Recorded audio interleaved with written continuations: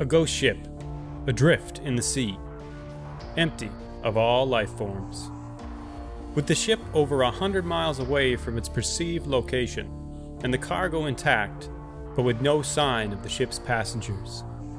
What became of the ship's passengers? Did they abandon ship? Or was something more sinister at play? In today's episode, we look into the history and the mystery of the Mary Celeste. Welcome to another episode of the Cabinet of Dr. Mystery. I am your host, Dr. Mystery. I tried to create living zombies. Reports that have been made by credible observers of relatively incredible things. God, give me strength. All I got to do is relax, and they'll take me to their death. Last chance to evacuate Earth before it is recycled. This is a wicked, wicked world. We are all evil in some form or another. Before we begin today's episode, I want to take a minute and open a letter I got from an amazing podcast. Wonderful, wonderful women. They are doing some incredible things. Everything that they touch is gold and beautiful. I want to open a letter from across the veil. Now, this letter, I received it before I moved to my new location, and I lost it. I apologize. I'm so sorry that I lost it. It was not my intention. It was a busy move. There was a lot going on. I actually lost the letter, but I found it. It is from across the veil. Now,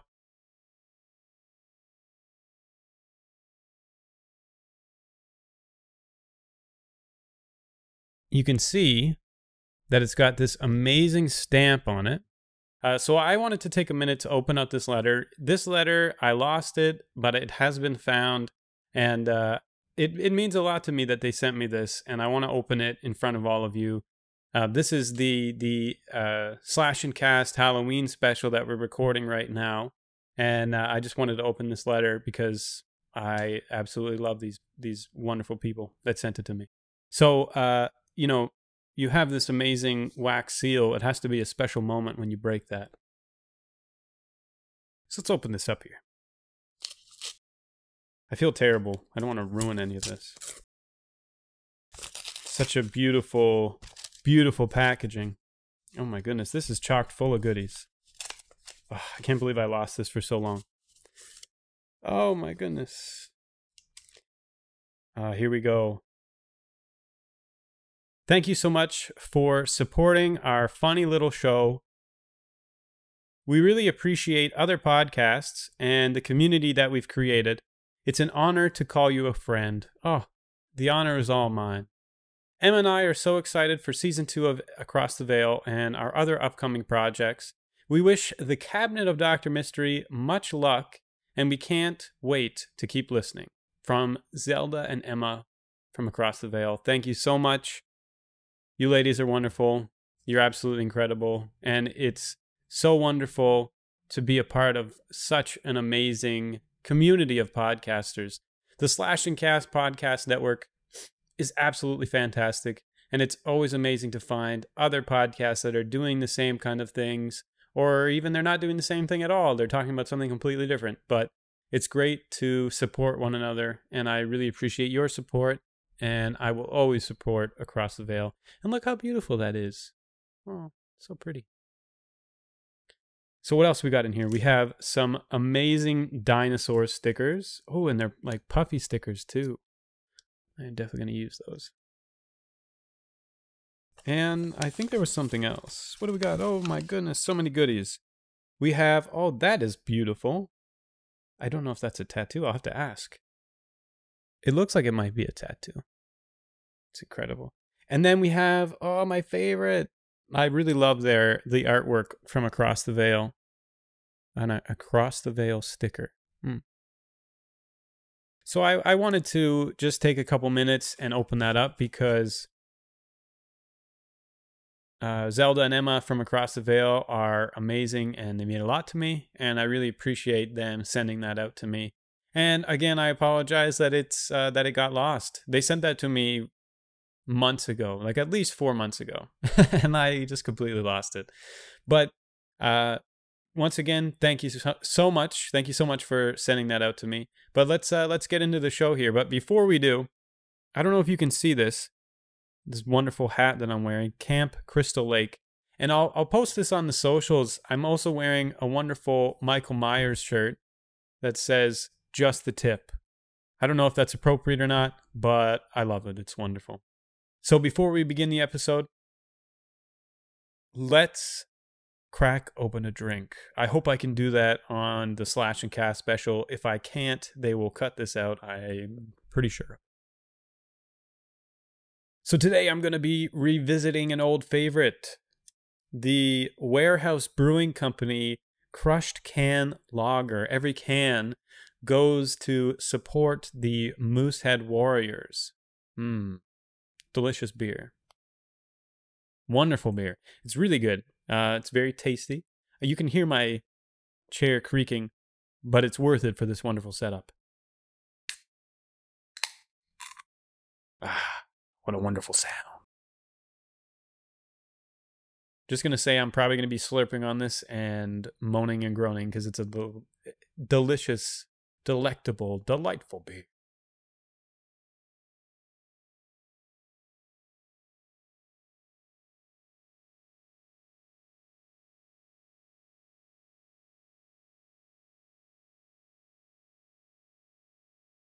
So for those of you just tuning in, this is the Slash and Cast Network Halloween special. I am so excited to be a part of it. Absolutely loving my time here at the Slash and Cast Podcast Network. Everyone has been so fantastic. And if you don't know anything about the Slash and Cast Network, let me just tell you one thing. Check it out. Amazing shows here. I have never found just a plethora of wonderful, wonderful people and an incredible amount of phenomenal podcasts. You should check each and every single show out on the Slash and Cast Network. It is worth it. But enough of me blowing smoke up everybody's butts. Let's talk about the Mary Celeste. That's what we're here to talk about today. On November 7th, 1872, a two-masted brigantine ship named the Mary Celeste sailed from New York City with 7 crew members, Captain Benjamin Spooner Briggs, his wife, and their young daughter, Sophia. I believe Sophia was 2 years old at the time that they departed. Now, they had a cargo hold full of industrial-strength alcohol, and the ship was destined for Genoa, Italy. I have never been anywhere outside of North America, but Genoa, Italy sounds like the place to be.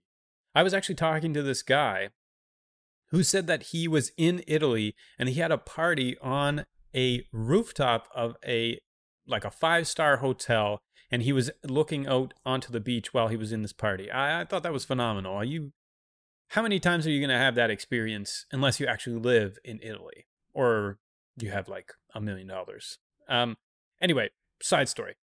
Unfortunately, none of the ship's passengers from the Mary Celeste would actually make it any further.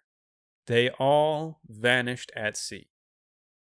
Now, on December 5th, 1872, the Canadian, I believe it's a Canadian ship. It was a British ship, but we'll say Canadian because it was from Canada. The Canadian brigantine Dei Gratia was about 400 miles east of the Azores when crew members, they spotted a ship. The ship's captain, David Morehouse, he was surprised to find the ghost ship was the Mary Celeste, which had left New York only 8 days before him and should have already arrived at its destination in Italy. And now remember, the ship was spotted adrift roughly 1 month after its departure. The Mary Celeste's captain, Briggs, and the Dei Gratia's captain, Morehouse, were close friends, and it's believed that they actually dined together in New York at the Astor House the night of the Mary Celeste's departure. So these two were chilling. They were friends. They were homies. And I can only imagine what it would be like when you're on the open sea, open waters, and you see a ship, and it's your homie's ship.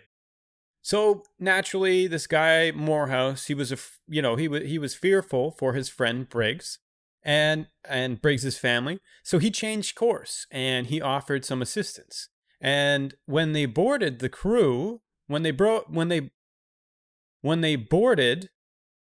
the Mary Celeste, the crew of the Dei Gratia, they found the cargo of 1,700 barrels of industrial strength alcohol was still there, except for 9 barrels. Now the crew's gear, all the crewmen, their gear was still intact, and it was still in their quarters. The ship's logbook was still on board, and Briggs' final entry on November 25th at 8 a.m., it stated that the ship's position was 6 miles northeast of Santa Maria, which is the easternmost island of the Azores. Although a 6-month supply of food and water also remained on board the ship, the crew of the Dei Gratia, they found one of the ship's pump had been dismantled. And because of this malfunctioning pump, they believe that it was malfunctioning before it was dismantled. They took it apart to fix something. Because of this malfunctioning pump, about 3 feet of seawater had flooded into the cargo hold of the Mary Celeste. The crew of the Dei Gratia, they sailed the Mary Celeste 800 miles to Gibraltar, and they were hoping to collect a payment from the ship's insurance. So, of course, there was an intense court case, and, you know, they were investigating the incident. Why are you sailing this ship onto land? Where is the crew that's supposed to be sailing this ship, right? Many believed that the Dei Gratia's crew, they murdered the passengers of the Mary Celeste and then they threw their bodies overboard. But after a 3-month British military inquiry, the Dei Gratia's crew was found innocent of any wrongdoing and any foul play, and they were actually praised for their courageousness and their bravery in rescuing the abandoned ship and actually taking the initiative to go and board the ship and offer assistance. Now, that's nice and all, but they weren't actually awarded the full amount of payment from the insurers for sailing the ship ashore. They were actually only awarded a small settlement. And I believe that was because the court cases were just too much, right? The fees and the fines that they had to pay for all these court, going to court is BS, to be honest. Let's be honest, right? It's a necessary process, but it sucks for regular Joes, especially, back when this was, right? So now we're looking at the Mary Celeste, and it is literally a ghost ship. Like, there is nobody on board. All their possessions are still there, but what happened? So there's many theories about, what actually occurred on the Mary Celeste. And there's many more theories that have been posed year after year after year. Mutiny is the most popular, but because of the relationship between the two captains and their reputations as fair captains, I don't really think that the Celeste's crew would have mutinied, and I highly doubt that Morehouse would have convinced his crew to board the Mary Celeste and murder everyone on board. Because, again, Morehouse and Briggs were very close friends. So I don't really understand where this idea of mutiny comes from, because both of these captains, they were perceived as fair and generous captains, and I don't understand why anyone would even assume that mutiny would be a thing, because these captains had a reputation for being legit, and they were also homies. So, I don't really, the mutiny theory doesn't really float with me. Let me grab a sip of this beer because I've been neglecting it, right?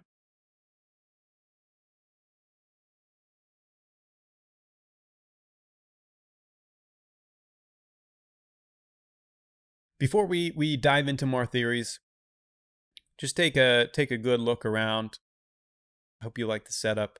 I've got a couple bats hanging up here. I've got a couple ghosts. I've got some really spooky things. We're planning on doing a few Halloween things, Halloween parties, but by the time this episode airs, those will all be over. So hopefully you attended them.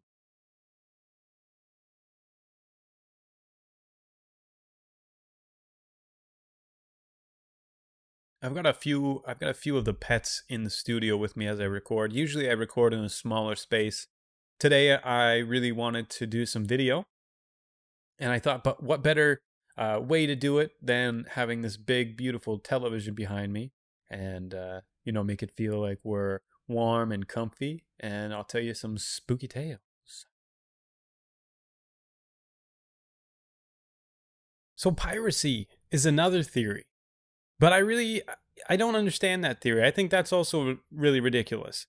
Why would pirates murder the entirety of the ship's crew and passengers and leave a perfectly good vessel with, like as far as we know, is perfectly fine, besides the malfunctioning pump and a little bit of seawater? It's a perfectly fine vessel. And then they leave a cargo hold full of over 1,700 barrels of industrial strength alcohol and what, a 6-month supply of food and water? That's like taking a car full of groceries and booze and driving it down the highway and then just barrel rolling out of it down on the side of the highway. Whoop, whoop, whoop. Like, that's the sound of you falling and spinning, by the way. But I don't understand where this idea of piracy comes from. Why would a crew of pirates just kill everybody and then leave? Like, unless they're just serial killers and they're not actually pirates. I feel like there's a shadow over me right now. I have a bat hanging above me, and it's like blocking the light and allowing a little bit of light in whenever it wants to. I'll have to post a picture on the socials of all the different bats and mummies that I have, the different decorations that I have. There's a lot of other theories, though, about sea monsters and vengeful ghosts and malicious spirits. There's even theories about aliens. We could sit here and talk about all these different theories. I really don't see any evidence of alien activity. I know I'm one to say it's not aliens because I talk about aliens all the time, but I really don't think this was aliens or ghosts. I think there's a logical explanation for what happened here, so we'll dive into some of the theories that I think are really credible.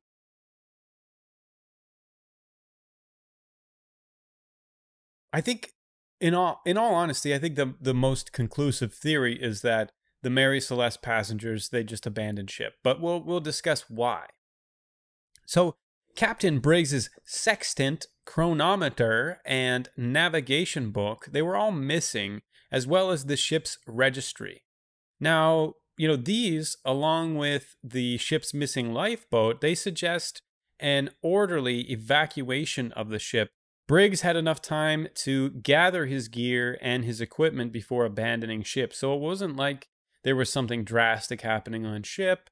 Right? They had enough time that he could collect his equipment and then get into the lifeboat. So I think that the most credible theory is that the 1,700 barrels of alcohol, that they leaked dangerous fumes that either caused a small explosion, or the captain feared this would cause a catastrophic explosion, and that they went into the lifeboat to be safe. Now, if you remember from talking about this before, there were 9 barrels missing from the cargo hold. So 9 barrels of alcohol were missing. These 9 barrels, they could have been tossed overboard if they were leaking. And now, if we look at these 9 barrels, some of the research that I've looked at, they say that these 9 barrels could have been, I believe it's red oak barrels. So there's a certain type of oak that is more prone to leakage than others. So these 9 barrels, they could have been made from something else. They could have been made from this certain type of oak that is prone to leakage, and they could have leaked these noxious industrial strength alcohol fumes. They could have leaked them throughout the cargo hold. Now, a study conducted in 2006 actually confirmed that this theory may be the most credible, which is really interesting that as late as 2006, people are still investigating the Mary Celeste. I actually read an article, I believe it was from 2008, when I graduated high school. I am old. That there was a woman that was conducting more tests on the Mary Celeste to try to figure out exactly what went wrong. So the Mary Celeste has been perplexing people for generations.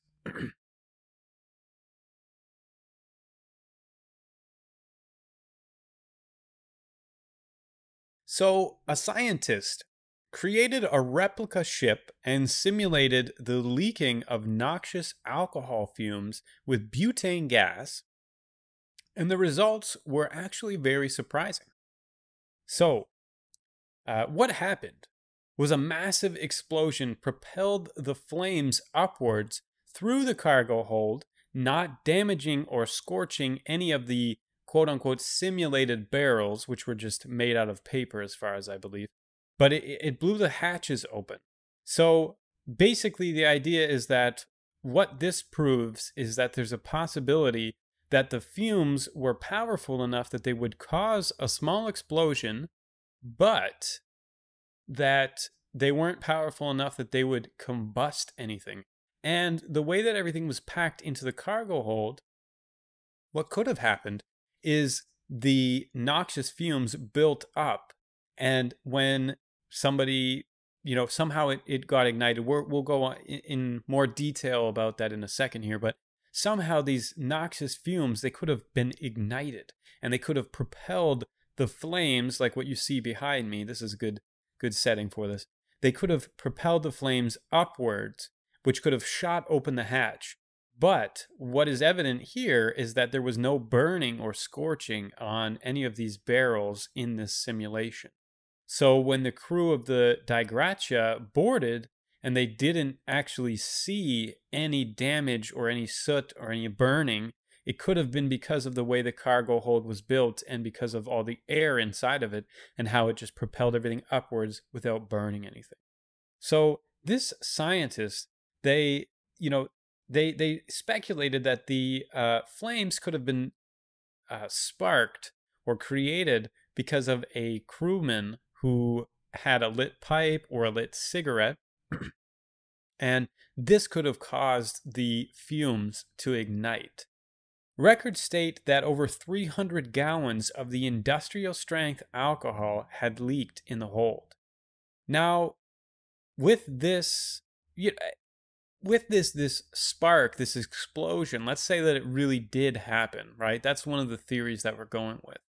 The captain could have gone into the lifeboat, got everybody, gathered his equipment, his crewmen, his passengers, and got everybody into the lifeboat. They could have tied a tether to the ship, from the lifeboat to the ship, to keep it on course with the ship as a precautionary measure in case there was an explosion. And the tether may have simply broken, or somehow it became detached from the lifeboat. Now, what's really traumatizing about this idea that the lifeboat got left behind is you're in the middle of the Atlantic Ocean and it's the middle of winter. It's not a good place for you to be, is drifting at sea in a lifeboat with several other people in the middle of winter. It's not a good time. Like even the most sensible captain would not have a good time with this. The final theory that's been put forward is also very credible. The theory goes that the ship was 120 miles, over 100 miles west of where the captain logged that they were. So the captain misplaced themselves, really. They thought that they were at a certain location, and they were at least 100 miles further west of where they were, or where they thought they were. Most likely, this is due to a faulty piece of equipment, and the miscalculation, along with bad weather and a faulty pump, which we discussed earlier, this could have caused the evacuation of the ship. Now, the ship carried coal on the previous voyage, and it was also renovated before casting off. So on its voyage before this one, there was coal and it had been renovated.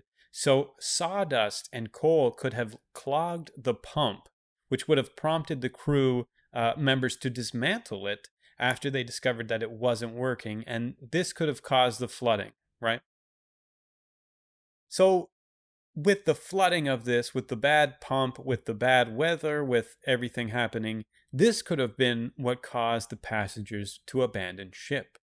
The water flooding into the cargo hold could have been obscured by the amount of barrels and the supplies in the hold, and this could have led the captain to believe that the ship was bound to sink and evacuate the ship. So, I don't know about you, but any time that I have been on a trip with my dad, I don't think I've talked about my father very much. So my biological father has passed away, but my stepdad is my dad. He's a legend, to be honest with you. He's a wonderful guy.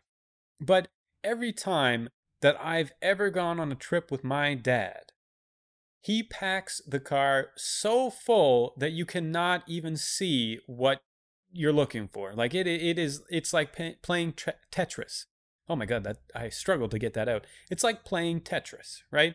So if you think about that in terms of the ship and 6 months supply of food and water and 1,700 barrels of alcohol, there's probably no way that this guy actually saw the amount of flooding that was happening in the cargo hold of the Mary Celeste. So he probably assumed the worst, which is probably the safest thing to do. The logbook also noted that the captain believed to be closer to shore than they actually were. So they thought that they were close enough to land, that they could have rowed onto the beaches of the nearby islands. But really, they were at least 100 miles, maybe 120 miles away from where they thought they were.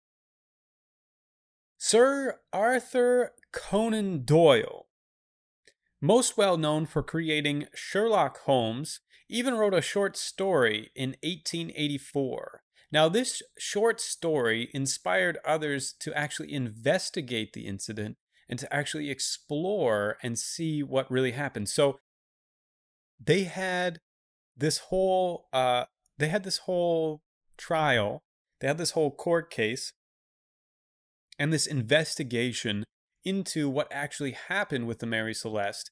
And this short story prompted them to reopen the investigation and to reevaluate the process of the court and to see if they had made any mistakes or if there were any errors. So when Sir Arthur Conan Doyle wrote this short story about the Mary Celeste, it actually inspired people to look into it further.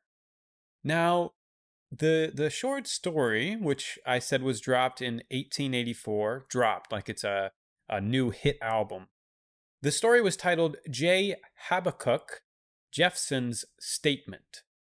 This short story saw the passengers of the Mary Celeste become victims of an ex-slave seeking vengeance, which sounds really badass. Like, I feel like Henry from last podcast on the left should jump in here with a, like a little metal riff. I think that's pretty badass. I feel like if that was the real story, it would be a lot cooler. Instead of just, we don't know what happened to them, it would be cool if there was like an ex-slave that was like, screw these white people, I'm gonna get them, right? That would be badass to me.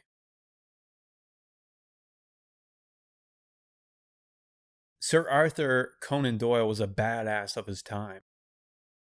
Now, before we end the episode, let's talk about the worst part about this story. You have this incredible legend about the Mary Celeste, about how, it just, the whole crew and passengers just disappear, even though there's enough food and water to last them for 6 months. There's so much booze on that crew.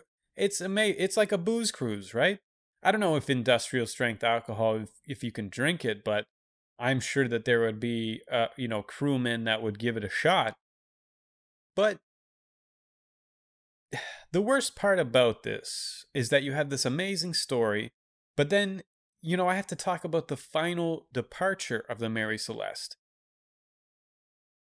the conclusion of the ship, the last voyage of the Mary Celeste? Well, its captain ran it ashore in Haiti 12 years after its infamous voyage as part of an attempted insurance fraud.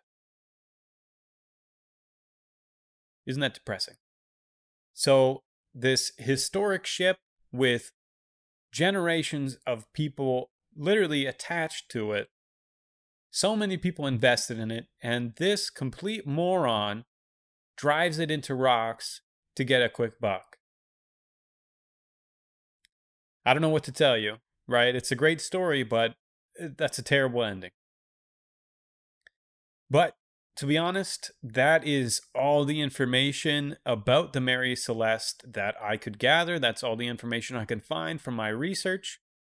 Now, dear listener, I leave this in your capable hands. Was the ship abandoned due to the pump malfunction, an explosion in the cargo hold, a mutiny, piracy? Or was it something more sinister, like a supernatural entity? I don't know. There's no conclusive proof about what this was. The most conclusive theory to me is that the captain abandoned ship either due to the noxious fumes building up and the threat of an explosion, or an actual explosion happening, a small explosion happening on board the ship.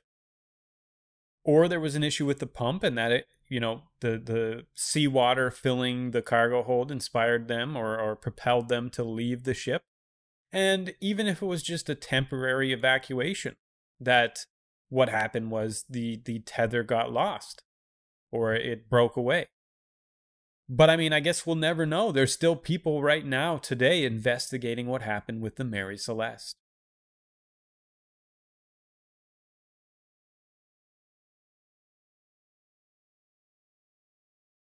Normally, I would have a bunch of amazing, exciting announcements to throw at you, our wonderful listener. And normally, I would have called you, our listeners, Mysterians 100 times over by now. But this is part of the Slash and Cast Halloween convention. So I'm not going to call you a Mysterian because I don't know if you are yet. But I would love it if you would become a Mysterian. If you would join me, Dr. Mystery, and the cabinet of Dr. Mystery in the future, I would greatly appreciate any support that you can, give us.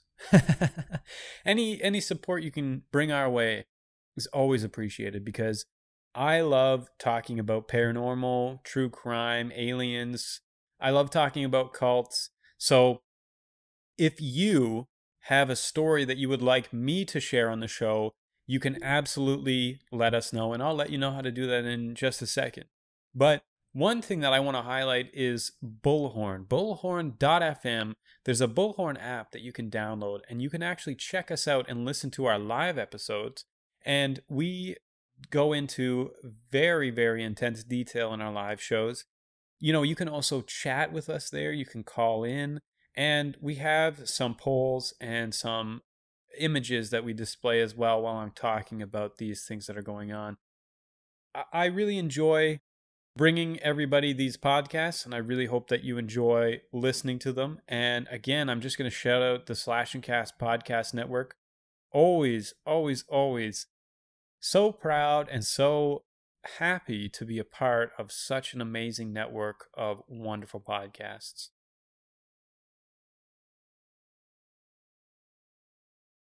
Thank you again for checking out the show, and hopefully we'll see you again next time. This episode is produced by Death Hotel Creative, hosted by myself, Dr. Mystery. To view more and to grab your exclusive Cabinet of Mystery merch, visit us at notwhatwesay.com. You can check out our Instagram handle at Cabinet of Mystery or our Twitter at Open the Cabinet. Please leave us a review if you enjoyed the show, and let us know what topics you'd like to hear in the future. You can hit us up either on our socials or at cabinetofmystery@gmail.com. If you'd like to leave us a voice message and appear in upcoming episodes, you can leave us a voicemail at anchor.fm/cabinetofmystery. For sources on this episode, please see the episode description when it airs. Again, thank you so much for listening, and please subscribe or follow for more episodes.